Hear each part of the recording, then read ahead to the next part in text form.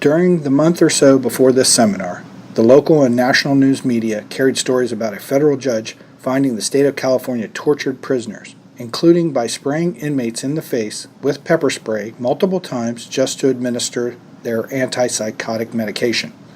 See Coleman versus Governor of California, Department of Corrections and Rehabilitation, a 24-year-old case as of 2014. In New York, at Rikers Island, there were verified reports of jail guards handcuffing juvenile inmates out of the sight of cameras and severely physically abusing them. California was found to be violating the constitutional rights of prisoners by cruel and unusual punishment in violation of the Eighth Amendment. See Coleman. Accordingly, the San Francisco Sheriff's Department reneged on being a panel speaker, stating that they also used pepper spray. Dr. John Doucet, a psychiatrist who had been on contract with the California Department of Corrections and Rehabilitation for approximately 20 years, agreed to be a speaker, but did not show up or call to cancel. Notwithstanding the above, PWDF proceeded to have a public discussion on these important prisoner issues.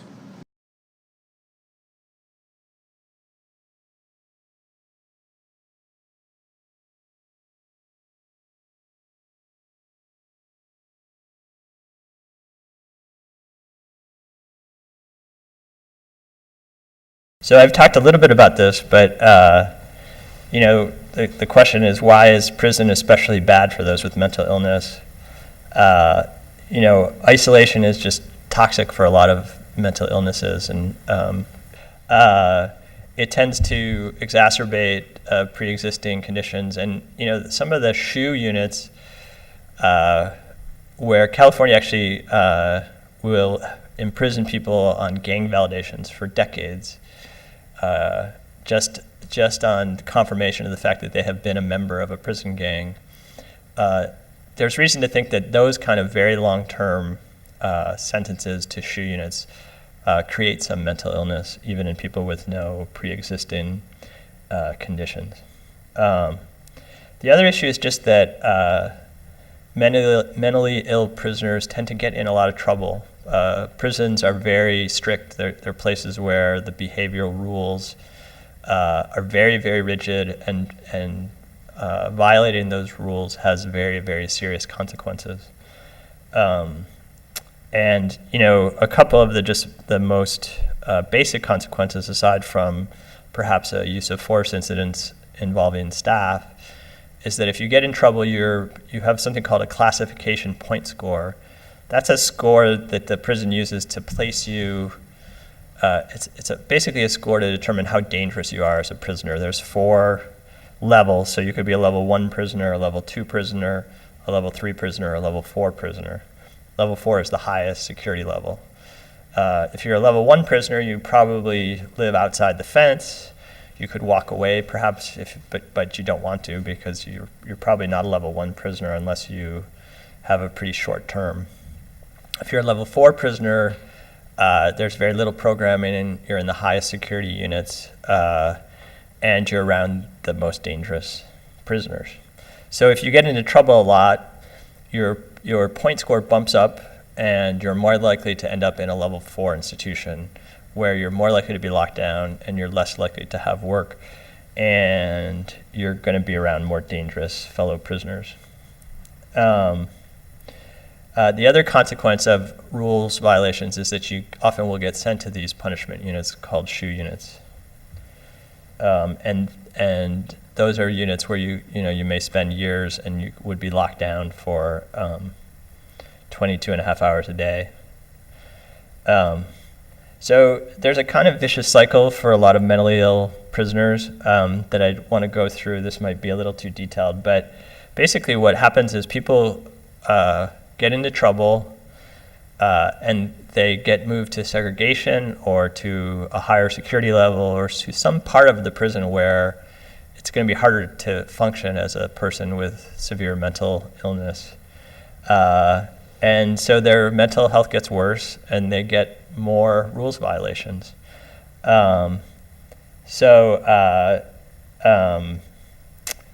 And so they're more likely to decompensate and more likely to get in trouble in the future and more likely to get more points. And this cycle continues. It also often, a staff assault, or what is considered a staff assault, which is surprising in many cases, will automatically get DA referred. So people pick up new charges in prison as well. So there's a kind of stickiness for prisons for individuals with mental illness. Anyway, as a result of this process, the mentally ill tend to serve the longest sentences of prisoners in the worst parts of our prisons. So I want to just give an example of a client. I'm going to call him Anthony. That's not his name. And this is it's mostly one individual, but it's a slight composite. This is an individual I've known for many years who was sentenced initially to a term of 7 years to life in 1980. And he committed essentially a nonviolent crime. There was a little bit of violence, but no one was seriously injured. And he was a chronically mentally ill individual who'd been to state mental hospitals more than 20 times before he committed this crime.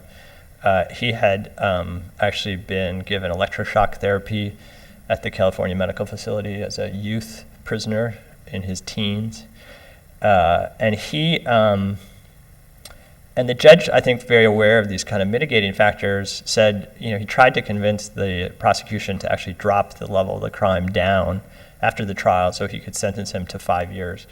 And the prosecution refused, and so he got a sentence of 7 years to life, which is what's called an indeterminate sentence. And it means that if your behavior is great and you have strong community ties and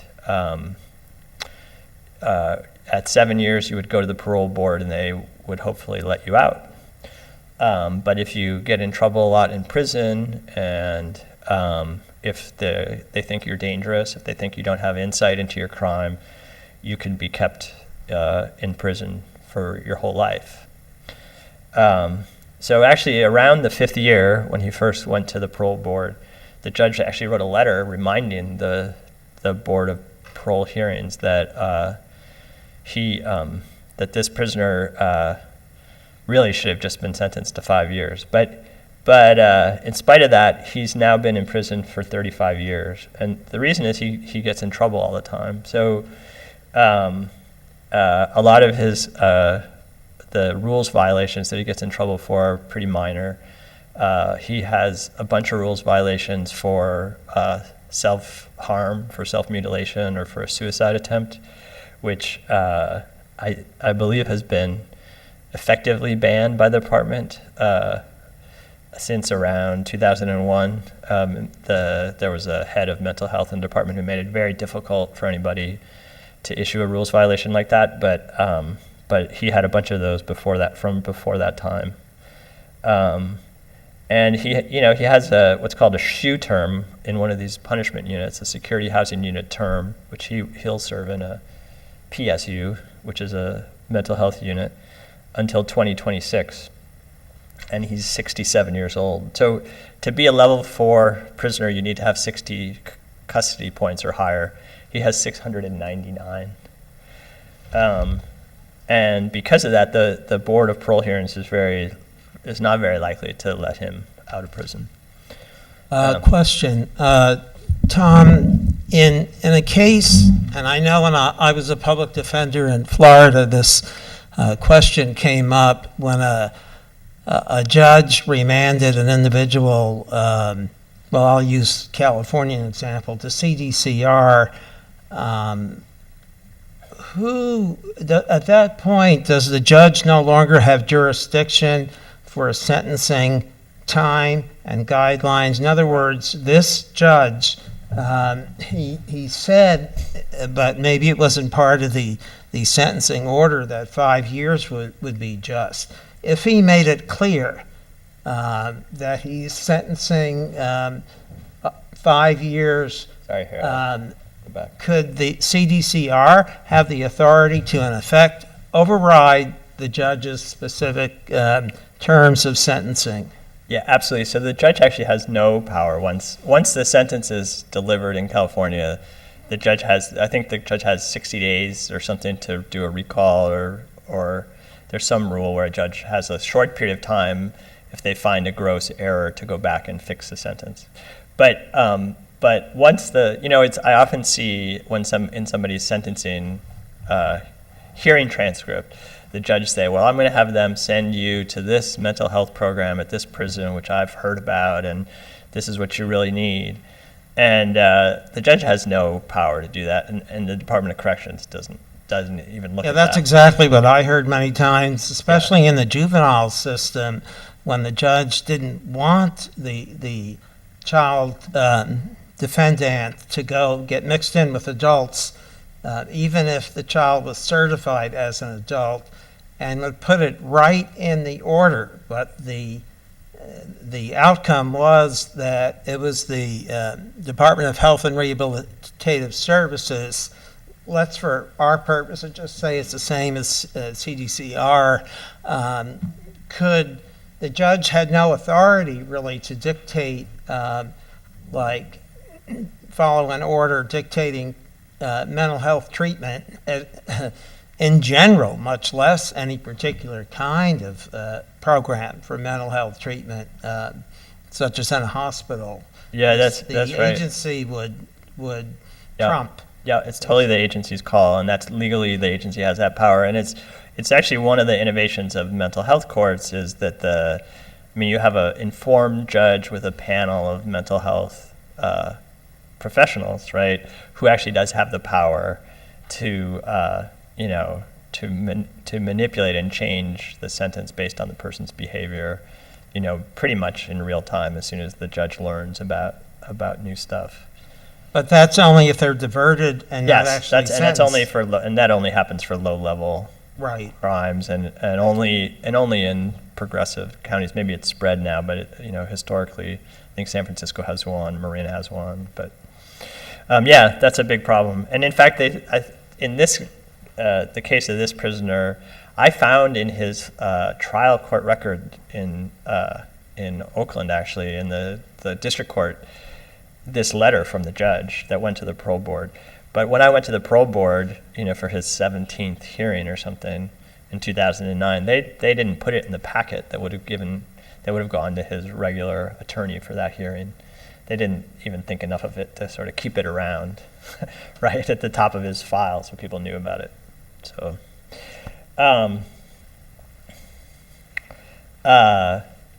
so then the other big issue is that there's really serious barriers to effective care in the prison system. So one barrier is just that it's hard to find good clinicians who want to work in the prisons, and in California, it's a particularly acute problem because our prisons are built very far from the major cities where most clinicians want to live. There's a lot of prisons, in the desert, in the southwest corner of the state, or in the Central Valley, or in Susanville, in the northwest corner of the state. But there's fewer prisons close to the big cities where most clinicians want to work. And then I've talked a little bit about this already, just that the security concerns get in the way of treatment. So lockdowns often result in the canceling of mental health groups. The use of force issues negatively impact on the mental health of people, traumatizing them. Custody staff often trumps mental health staff in making decisions about what happens to somebody. And just as an example of the treatment barriers, these are what the department actually, we called them cages when they first appeared. And objected to them, but we were overruled. And the department would actually tell us, don't call them cages because the prisoners will think of them as cages. We call them treatment modules, which is about the most Orwellian thing I've experienced working on this case. But these are actually somewhat nicer than the first cages. This one in the center is actually, I think, a wheelchair accessible cage, so it's extra large. These are some of the treatment modules. Those arcs are where group therapy takes place. That's on the floor of a high security housing unit. This is, I believe, at R.J. Donovan, which is outside San Diego. And that's actually in a segregation unit for EOP prisoners. It's a specialized unit. Those little, the little area down in the lower left-hand corner, those are clinical offices where the patients go sit in those cages and talk to their clinicians. These are cages at Salinas Valley State Prison, where during the overcrowding, when we visited in 2007, we were told that suicidal prisoners sometimes spent the night. Here's a group therapy in some of the newer cages at Mule Creek State Prison. And here's some cages. I'm not sure which prison this is from. This is the older style of kennel-like cages. I mean, they have that kennel-like covering, and then they often have a plexiglass portion on the top in addition to the mesh, presumably because they're afraid that prisoners are going to throw liquids on staff. So now I'm going to talk, just shift a little bit to use of force. Craig Haney, who I studied with, talks about the iron law of corrections, and there's some different iron laws involved in prison stuff, but this concept is just that the as conditions overall in a prison system get worse and more punitive, the punishments also need to get worse, and this process kind of normalizes the general harsh conditions because the extremes get more extreme. So all the way back in 1989, and we started, before we did the statewide mental health case, Coleman, we did a case just about the California Medical Facility, which at the time was the main prison mental health provider, main prison providing mental health care. And when that case settled in 1989, we obtained a ban on tasers, which were being used to do cell extractions of mentally ill individuals. Now, cell extractions are something that happens routinely in the prison system, and historically they've happened sometimes for really trivial reasons or seemingly trivial reasons. Like there's a food port on the door of most cells, and until we got a new court order last year at the end, or actually this April, standard practice was that if a food port was open, it would justify an emergency use of force where you would put pepper spray through the food port to try. So what would happen is prisoners sometimes would put their hands in the food port slot, and it was called like keeping control of the food port, and that was deemed unacceptable because there was some fear that people would throw fluids or reach out and stab someone through the food port. Or, and of course, these are general rules. It's not individualized for the worst of the worst. This was the rule for anybody in a cell, and it was also the rule for somebody being held in one of those cages, which those also have a food port. Anyway, I've jumped ahead a little bit, but when they were unable to use tasers, we discovered a few years later they were using something called a 37 millimeter gun, which they still have. They have large rubber projectiles. They're also grenade launchers. They didn't use them with grenades, but they used them with large rubber bullets. But they're loud guns that have an explosive force, and the manufacturer clearly said all over its product information, this is designed for outdoor use for crowd control. But at CMF, they were using it in cells to extract psychotic mentally ill individuals. And so we went to court on that, and we got that practice banned. And early on in Coleman, there was a focus on use of force, and so we got some new procedures. There's a court-appointed special master who would review videotapes of use of force. But they would only videotape use of force if it was non-emergency. So one of the things that happened was more and more of the use of force incidents would be deemed emergency use of force. And in this period, I don't think we were as aware of it as maybe we should have been. The use of pepper spray expanded dramatically all across the prison system. And when our security expert went into the prisons and toured them in litigation last year, he was just shocked at the arsenals that every prison had, including, they'd have pepper spray that you wear like a scuba tank on your back, and that's full of OC pepper spray, and that would be used sometimes in cell extractions. And then there was also sort of routine use of expandable batons, which the expert was concerned about because it's actually a defensive weapon, and they were potentially being used in an offensive manner. So in litigation last year, we saw these problems that we tried to change by going to the court. One was just poor training in how to talk a mentally ill person out of their cell instead of using force. One was that when staff used force, they would be repeatedly, almost unending applications of pepper spray. There were some cases we reviewed videotapes where they used pepper spray 30 times. And then, they used massive amounts of pepper spray. There was inadequate consideration of the consequences for the mentally ill individuals on who it was used. And they'd also do it, because a food port was open, for instance. They would do it for reasons that were not well justified. There's sometimes you can just leave things alone and let there be a cooling off period. We showed 6 videos of use of force incidents last year at a series of hearings in front of Judge Carlton.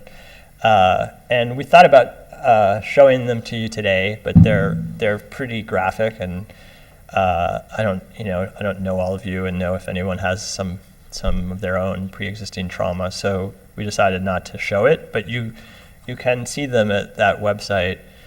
The most famous one is this video of inmate A. It was shown. It's on the LA Times website. It's on the Sacramento Bee website, and it's available on the web. But it's about a half-hour long extraction from a cell of a psychotic, mentally ill individual. And it just shows, for me, there's nothing that shows more clearly how incompatible mentally ill individuals are with prisons. Like here he's in a mental health crisis. He's actually being extracted because he needs to be given involuntary medication. And he's being just given round after round of pepper spray, and in order to stop this basic assault on him that he doesn't know why is happening, he has to stop a cell extraction. The prisoner has to get down on their knees and put their hands behind their back and put them through the food port and get cuffed up. So the staff will be saying, cuff up, cuff up. And during this long encounter with inmate A, he's saying, he clearly doesn't understand. He's saying, why are you doing this? Why don't you just come in? What are you doing? And there's somebody behind the cameraman saying, more pepper spray, more pepper spray, more pepper spray. So, actually, these videos really, brought tears to the eyes of this judge who's seen quite a lot in his long career.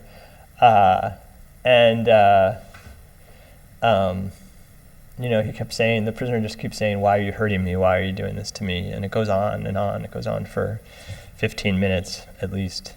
And in that example, actually, he was never decontaminated. The requirement is you hit somebody with pepper spray, it burns them. You need to wash them with water immediately afterwards. They tie him down to in restraints, and they did not ever decontaminate him. And we asked on the stand if they had decontaminated him, and they said no, that didn't happen. So, Tom, let me just make sure this mic is on. In reading over a couple of these orders in the Coleman case, there were probably many more than just a couple I read. They refer to people called clinicians for different reasons in different contexts. Some were in order to determine whether it was controlled use of force versus immediate use of force. And there are some people who are called licensed psychiatric technicians, or LPTs. Now, outside of the CDCR place, we think of licensed clinical social workers, LCSWs, or MFTs, all of whom have their master's plus the 3,000 hours training under someone else's license. Just what does it mean? I mean, the role is pretty important. A clinician present, a clinician administering therapy, or an LPT, licensed psychiatric technician. Just what does that mean in common English? Yeah, I mean, first of all, I probably should know more about, but my understanding is that I'm not sure I know the actual LPT requirements or what kind of school background they have, but my understanding is it's basically a nursing level position. So the psych techs do a little bit of rounding to see if there's suicidal people in certain high risk units, and they help distribute the medications. But like they mostly don't do they do some therapy, but mostly they wouldn't do therapy. So the Department of Corrections mostly relies for like case manager type positions and for leading therapy on social workers and psychologists.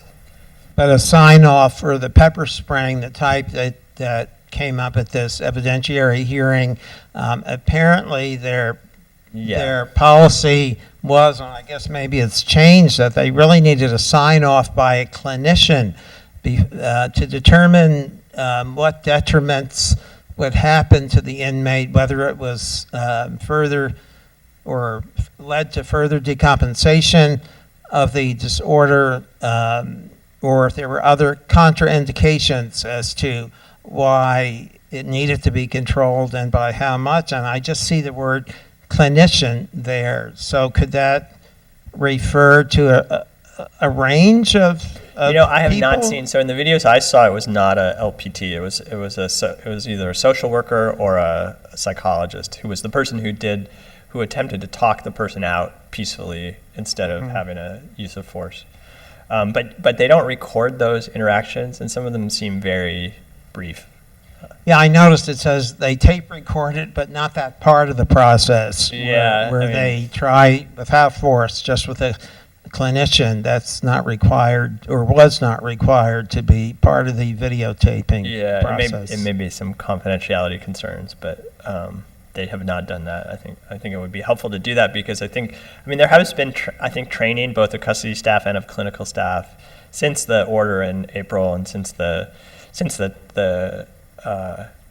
we were in court. Really, the department started rethinking their massive pepper spray arsenal. They put in new procedures while the matter was pending in front of Judge Carlton. So there have been significant reforms, and Coleman has a large team of special masters who work for the court, who visit the prisons, who work with the department to try to fix problems. So there's a lot of process in Coleman.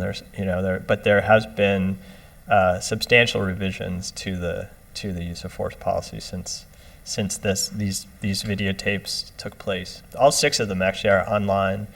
Then there's also some news reports about them, which are shorter and less painful to watch and less time consuming. I think if you search for pepper spray inmate A or pepper spray inmate D or something like that, you'll get some videos and some news reports. So the other thing which Stephen mentioned a little bit is that there was a move towards making more of the use of force as emergency as opposed to planned. So Eldon Vale, the expert who worked for us last year, went to a bunch of different prisons and looked through reports on use of force incidents, and he found that at 12 prisons, the use of force against mentally ill prisoners was more than twice the rate against non-mentally ill. He found that I'm skipping ahead, but he found at first that there were, a disproportionate number of emergency uses of force. Secondly, he found that it was much more common to use force against the mentally ill. So at 12 prisons, it was more than double the rate for mentally ill as opposed to non-mentally ill. At 3 prisons, it was triple the rate, and then in a couple prisons, it was 87 to 93% of all use of force incidents were against mentally ill prisoners.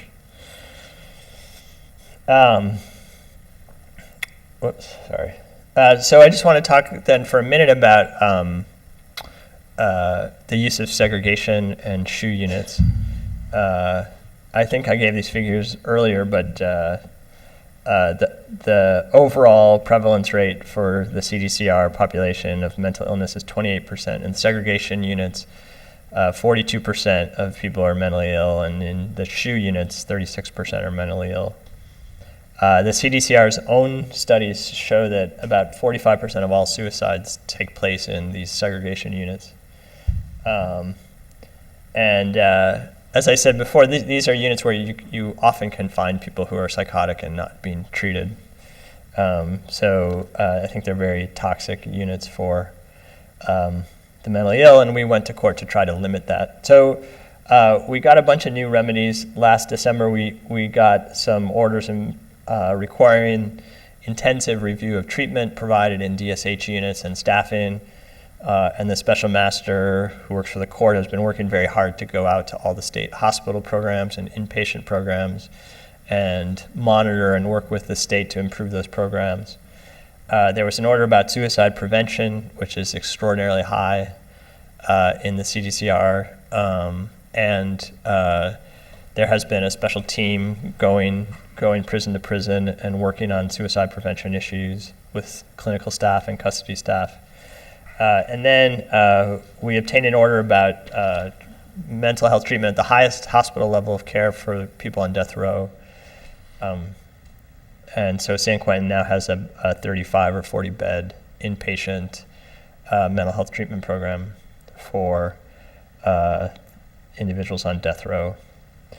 And then this April, and there's copies, I think, of this order in the back, or parts of it. We obtained new rules, training, and limits on the use of force against the mentally ill. New rules about doing a cell extraction on an emergency basis when the food port is open. That now they'll at least do a planned use of force where there's more chance for mental health intervention. And then new rules limiting pretty strictly the duration that a mentally ill person can stay in a segregated unit. And also, they're creating new special mental health segregation units that are going to have 20 hours a week of out-of-cell activity and treatment, including treatment. So we feel pretty good about those. Again, it's a process. It takes some time and it takes a lot of training, but we are hopeful. And then I just wanted to say a word or two about there's a lot of policy problems for how we take care of mentally ill people. Prisons are not they're maybe the worst place to provide mental health treatment. And ultimately, the courts can't order the creation of some other system. Maybe they can, but they have not done that so far, and it would be a pretty extraordinary piece of litigation that could accomplish that. Really that's a policy question for lawmakers and for cities and states and towns and counties to try to find ways to provide mental health care somewhere else and to catch people both before they go to prison and when they get out of prison, and give them the kind of support they need to stay out of prison. Because once they're in prison, it's always going to be bad then, and the higher security of the prison, the worse it's going to be for them. So that's it. Thank you. I'd love to answer questions too.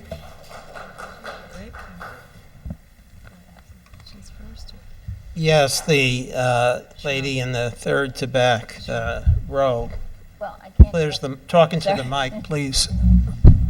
When you talked about your case example of Anthony, I'm wondering, because I work in mental health, and IST is always presented as an option before going to prison, especially at the county level, the jail, incompetent to stand trial. And then you can usually, from jail, put him on conservatorship or send him over to a Napa or Metro. And the problem there is trying to get the criminal defense attorney to get the records, the past mental health records of the client. But it's been pretty successful. Yeah, my sense is that so if someone's incompetent to stand trial and they can't be restored to competence, Well, they do. They have a plan in place through jail psych where they have a jail. No, I understand. I mean, Right. so first of all, if they restore you to competence, Then you it doesn't- stand trial. Then you stand trial. It doesn't Right. really make a difference, right? So Well, they did. It does. I mean, it makes a difference that you're maybe less scary to the judge and the jury, right? Because you're not psychotic. Well, in most but- cases, they've reduced the sentencing and have sentenced the person either to mental health court, depending upon the offense, or put outpatient treatment, and there's been no further hospitalization. Right, I never see. I mean, because I work in the prisons, I wouldn't see those cases. I see a lot of cases where people go to. So the best outcome for the mentally ill individual who's deemed incompetent to stand trial is often. I don't really believe much in those systems. So like they do, they sort of orient people to what a trial looks like, right? They have like little mock trials. They do this. This is a huge part of treatment right now at Napa and at Atascadero, I guess. Well, the problem was with the DD population at Porterville, which they closed, which was not appropriate, and a lot of those clients now are in San Bruno with no help from regional, and that's the population I work with. Oh, yeah. So that's been a big problem. And as far as the ones that went to Napa, they do that test, they come back with the jail psych case manager, but they've been pretty, it's more involved than Porterville. Oh yeah, that's good. I don't know that, but there are plenty of people who end up still in prison. Oh yeah, and these are some of these people. Some of them, like when they get to prison, one of the things was at least it was on the record they were mental health, because as patient rights advocates, we have disability rights actually wrote a whole manual on criminalization of mental illness. Right. So it's a matter of just even in our county, if we get a call. Because I work with the jail too, and we get calls from the jail that's my question to you too. Do you ever go into the county jails? Well, people from my firm do. I personally have not been going to the county jail, not with the population of mentally ill individuals There's much. a heavy population. But it does, so one of the major response to our overcrowding lawsuit was realignment. So that basically California, to reduce its prison population, pushed maybe 30,000 low-level offenders into county jails. And then it did give counties money and resources to do more kind of outpatient work and more diversion, more things like mental health courts. And San Francisco is actually, I believe, my sense is San Francisco has been a real leader in doing that well. Point. I mean, it depends. Mental health court doesn't always work based on the offense, but one of the things realignment is forcing the probation and parole officers to act as case managers instead of dumping them back in the community and having, us act as the case managers. Right. So they're a more involvement, and they have to abide by it. So it's a real structured plan now. So they're not just on the streets coming to us because parole did nothing or probation didn't follow through and says, here, find housing for them. Right. I mean, so California used to give everybody 3 years of parole when they got out of state prison, and that's no longer the case. So that's vastly reduced the caseloads, although they've also laid off tons of state parole workers. But I believe that parole has some more time to focus on case management, which is good. Thanks. Anyway, thank you. A question. Thank you. Yes, a third person back. I just have two questions for you. The first question is, I'm wondering how you were able to obtain that video of the prison inmate getting pepper spray that you mentioned that was published in the LA Times, how you were able to use that in the court. And the second question is, a few minutes ago you said that, when in the cases when the therapist or the counselors are brought in to neutralize the situation or like for them to kind of talk to the inmates to calm them down, are these the therapists hired or working on behalf of CDCR, or are inmates allowed to, hire their own independent private therapists who can, work more for them rather than on behalf of the system? Thank you.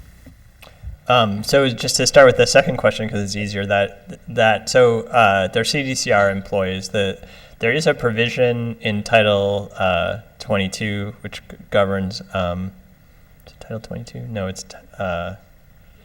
Anyway, there's an administrative code provision allowing you to get an outside physician for like a second opinion, but I don't know of anybody who has their own therapist privately hired. So you're almost always going to be reliant on a CDCR therapist. And then the videos actually, it was not easy. We got in discovery access to review them ourselves. And then there was a lot of debate about showing them in court, about the confidentiality issues and about protecting both the confidentiality of the person who force was used against, and also the staff in those videos. But ultimately, the judge released versions of the tape that have like staff names edited out, and they do have in places the face of the inmate edited out. But there you can see staff, you can see their. But I think that there was some weighing of the importance from a policy point of having people see this footage against the sort of privacy issues. So, sure. Do you have a rough breakdown of the SMI population in prisons between the different mental disorders or diagnoses, such as like what percentage of that is psychotic disorder, affective disorder, the other mental health diagnoses? I don't, and I think there is some data on that out there, but I don't have it. There's a funny legal quirk, and I had hoped to be able to ask the doctor about it, but where the Bala case, which we talked about earlier, that has these sort of 6 requirements for a constitutional mental health care system, and I don't know if it's in that case, but there's a legal definition of what's a serious mental illness, and there is a list. Yeah, it does cover bipolar 1, bipolar 2, schizophrenia, but it doesn't seem complete for some reason. Yeah. They are the mandatory. If someone has one of the listed DSM disorders, plus it would be medical need to have treatment. It was just handed to me. Schizophrenia, all types. The way it's listed, I take back, this is not a DSM list, because after schizophrenia it says delusional disorder. As some of us know, the definition of schizophrenia is someone who's delusional or having hallucinations. So they have their own definition. And then, schizoaffective, and a history of a brief psychotic disorder, substance-induced psychotic disorder, but not counting withdrawal symptoms. And they do not have to treat someone or think about not using a shoe if it's based on withdrawal of an addictive substance.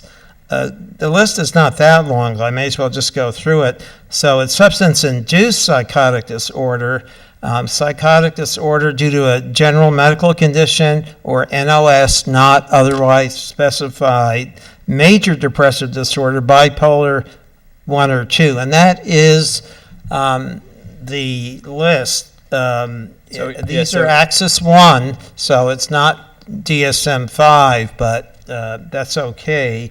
And they are, it has to be one of this list and satisfy other criteria in order to receive treatment in the MHSDS. Tom, what is that again? It's the mental health services delivery system. But that actually is, so that's the California program guide definition. But it actually, in practice, it's a little bit broader because there's a medical necessity category where you can get treatment while you're sort of in crisis. But one of the things about that definition that I find particularly troubling is it does not include any anxiety disorders, and it doesn't include PTSD. So in the prison population, particularly for women, the prevalence of PTSD is off the charts. And it has actually, I think, affected there are PTSD specialists and there are PTSD groups for both men and women, but it was slower in coming,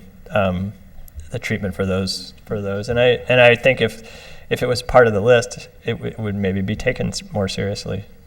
Yeah, it is sort of inexplicable why the anxiety group of disorders, PTSD, or other major kinds of anxiety disorders, such as attention deficit disorder, obsessive compulsive disorder, they're all categorized as an anxiety disorder. I mean, obviously the levels of severity are not the same for all of them, but the whole category of anxiety disorders is not on this list. And Right. Perhaps if Dr. Doucet, who was to be sitting to my left, when he gets here, that is the kind of question we can ask a psychiatrist, because he's worked for over 20 years with CDCR and also with the Social Security Administration. As some of us Social Security practitioners are aware, that he's one of the MEs we talked to at the hearings.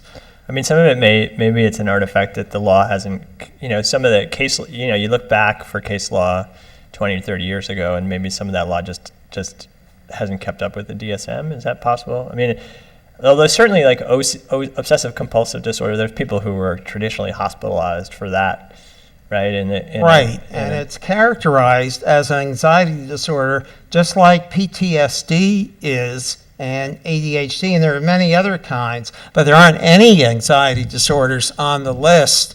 And then you look to see medical need. That's number 2. And then there's a number 3, actually, and a number 4, but it's like a 4-part test to see if someone, fits the category of a right to receive treatment, basically, at CDC. Medical necessity is a separate, that's number 2 after the list of those disorders. So, I don't know why. I would not compare it to the Social Security Administration, since their list of disorders is based on the 1985 DSM-3, although parts have been changed and updated.